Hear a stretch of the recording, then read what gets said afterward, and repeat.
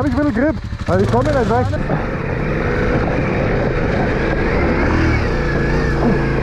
Auch gut. Ja. Ja.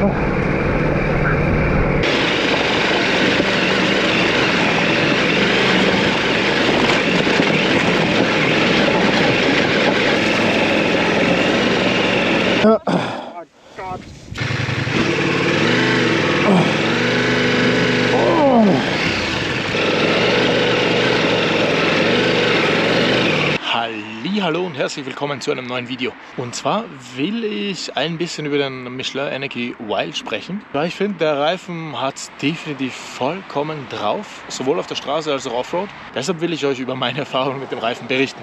Also grob gesagt die Key Facts. Ich würde sagen, ein Hinterreifen haltet so 6.000 bis 7.000 Kilometer. Und die Frage ist aber eher, wie viel Offroad fährst du damit und wie viel Profil brauchst du Offroad wirklich? Das ist auch wirklich eine Frage, die man sich stellen sollte, die ich als Offroad-Neuling, wie ich nach Bosnien gefahren bin, quasi mir selbst gar nicht beantworten konnte. Wie viel Restprofil braucht ein Offroad-Reifen wirklich und fährt man ihn wirklich bis zum Indikator? Falls du die Antwort noch nicht kennst, nein, er ist vorher dicht. Bedeutet, ich hatte quasi einen Satz drauf bei der Multistrada V4S und zwar hier.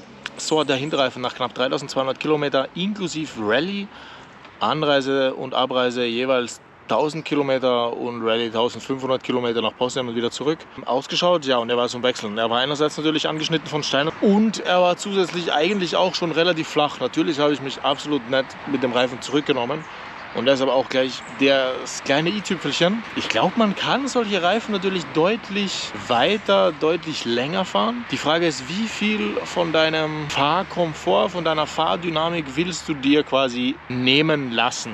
Oder willst du freiwillig abgeben? Also hier bei dem Moped hatte ich jetzt eben auch einen Satz Hinterreifen drauf und gerne hier ein Foto davon vorerst mal. Wie ich gefahren bin, eigentlich habe ich primär auch tatsächlich schon den Rain Mode angemacht, damit ein bisschen mehr Freiheit am Gashahn hat und einfach er quasi vom Drehmoment deutlich softer ist. Zusätzlich habe ich aber auch den Gashahn maximal 20% aufgedreht, um einfach aktiv den Reifen nicht zu verbrennen. Das war sowohl bei der Multistrada als auch bei diesem Moped hier so. Die haben ja beide 160, 170 PS. Wenn du dort den Gashahn voll durchdrehst, dann riechst du einfach verbrannten Gummi, also der smökert dir einfach weg. Bei der Multistrada V4S gibt es ja den Urban Mode, der hat irgendwie 110, 130 PS. Den habe ich auch wirklich lieben gelernt. Der ist einfach super smooth, wenn du einfach cruisen, ja, einfach so richtig chilliges Fahren machen willst. Und auf einem Energy Wild Reifen würde ich auch sagen, fahr einfach im Urban Mode, das passt perfekt und du verbrennst auch ohne Intention weniger Gummi. Also auch wenn du es gar nicht vorhast, kann es mal passieren, dass du einfach Gas gibst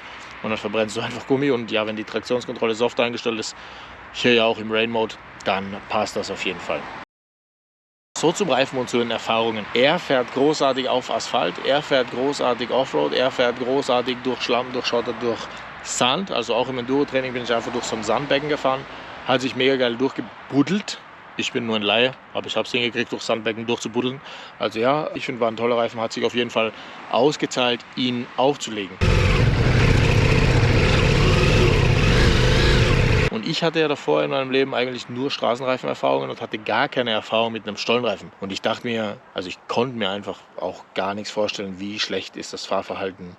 Wobbelt irgendetwas, spürt man diese Noppen im Sinne von, manche sagen, ja, sie werden irgendwie komisch, gegebenenfalls unregelmäßig abgefahren. Also bei dem Reifen absolut nicht. Also am Anfang denkt man sich, er fällt eigentlich, also das Motorrad fällt mit dem Stollenreifen, mit dem Energy Wild. Beide sind quasi mit dem Energy Wild deutlich einfach in die Kurve gefallen. Also man könnte das vielleicht als kippelig bezeichnen, I don't know. Ich finde, man gewöhnt sich einfach dran. Es fährt sich auch relativ schnell ein. Es ist am Anfang im Sinne von, du kriegst den Reifen aufgezogen, du fährst ein paar Kurven und du hast drauf. Und der Reifen verändert sich auch minimal in den ersten 100 Kilometer, würde ich sagen. Und dann ist er einfach total in deiner Hand, total gemütlich. Du kannst irrsinnige Straßenlage fahren auf Asphalt. Also ich würde sagen, gerne einen Ausschnitt hier aus Bosnien.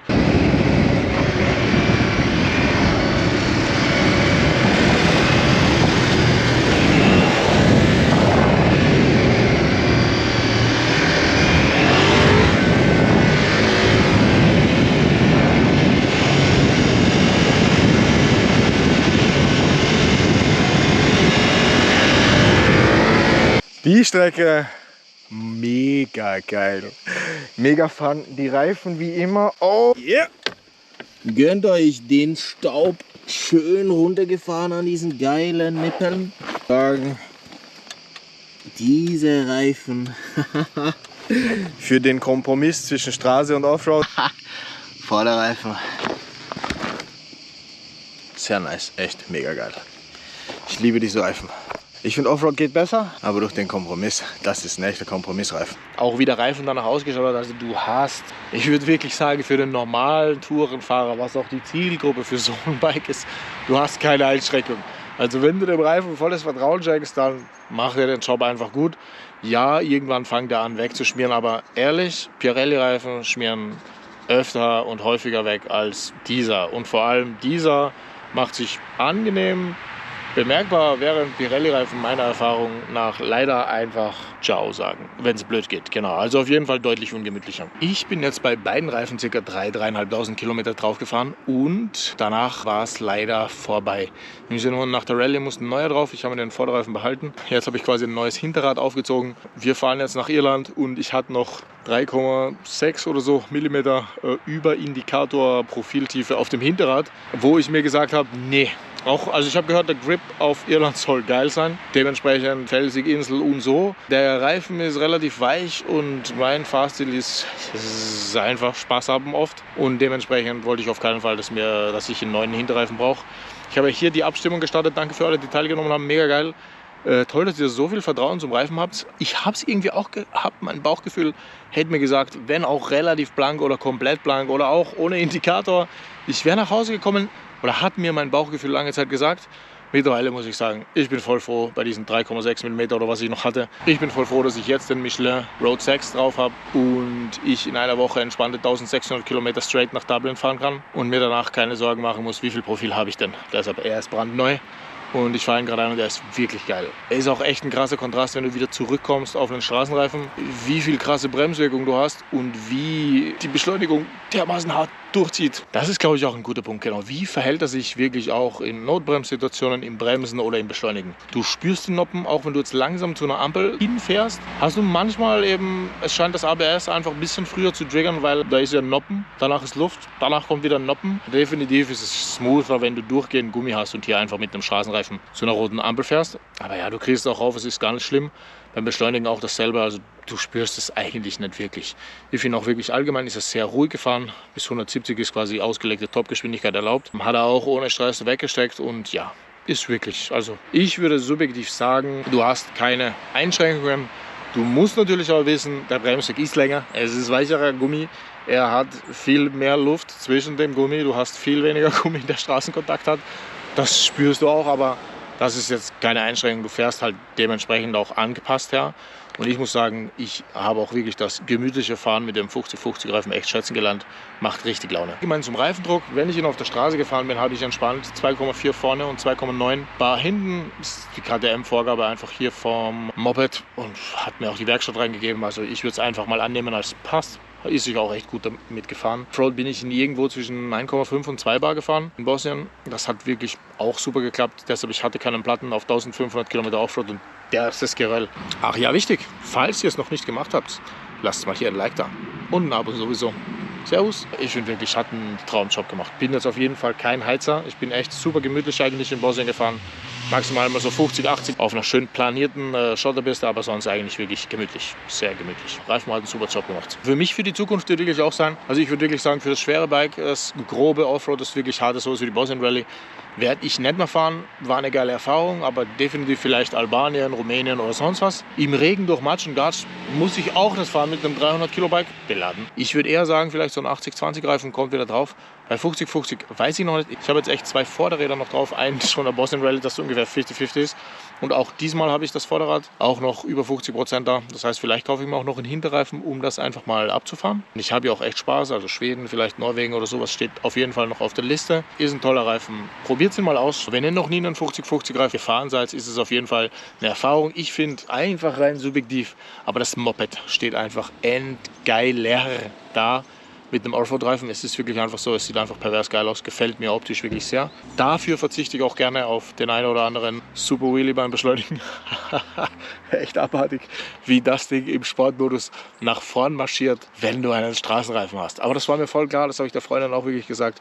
Ich habe gesagt, Schatz, wir sind jetzt echt die 3000 Kilometer super gemütlich gefahren und ich habe wirklich auch mir Mühe gegeben, eben den Reifen einfach gemütlich zu fahren und nicht zu verbrennen. Sie kennt diese Saison halt noch gar keine wirkliche Beschleunigung dieses Mopeds. Ich habe gesagt, ja, aber wenn wir dann in Irland drauf sitzen, nur dass du weißt, und ich den Gashahn einmal richtig durchziehe, das ist ein ganz neues Moped, weil ja, das ist also wirklich 10-20% maximal, bin ich mit dem 50-50 Reifen der Leistung gefahren. Genau, dementsprechend natürlich auch, wenn du das Bike halt voll ausnutzen willst, bringt dir der Reifen nichts. Der hat halt einfach ein spezielles Einsatzgebiet. Nochmal zusammengefasst, Laufleistung, ich würde sagen 7.000 locker möglich, 10.000, wenn du super relaxed fährst. Vorderrad, ja, würde ich auf jeden Fall sagen, geht 10.000, so circa in dem Bereich. Wichtig, das geht natürlich nur, wenn du es auf der Straße bis zum Indikator runterfährst. Was ich ja vorhin gesagt habe, ich würde sagen, der Reifen, wenn du ihn wirklich Offroad fahren willst und halt diese Paddelfähigkeit, die er ja produzieren soll, er soll dich ja vorwärts treiben und und Schotter und Sand und was auch immer nach hinten rauspullen, da brauchst du halt einfach Profil. Also ich würde sagen, wahrscheinlich 4-5 mm solltest du schon ein Profil haben, wenn du irgendwo durchpaddelst. Also dann ist wahrscheinlich auch Sense. Das heißt, du sollst ihn gar nicht bis zum Indikator fahren. Außer du fährst ihn halt einfach auf der Straße fertig. Eins habe ich natürlich vergessen, und zwar, der Nässe-Grip ist ebenso perfekt. Also Autobahnen 140, 150 sind definitiv auch beim Regen noch möglich. Gar kein Stress. Auch Bergstraßen bei Nässe gar kein Thema. Also der Reifen hat wirklich einen super Grip. Man kann wirklich gemütlich und wahrscheinlich noch trotzdem dennoch schneller als der Durchschnitt auch mit dem Reifen bei Nässe fahren. Soll jetzt nicht heißen, dass ihr euch nicht vernünftig verhalten sollt.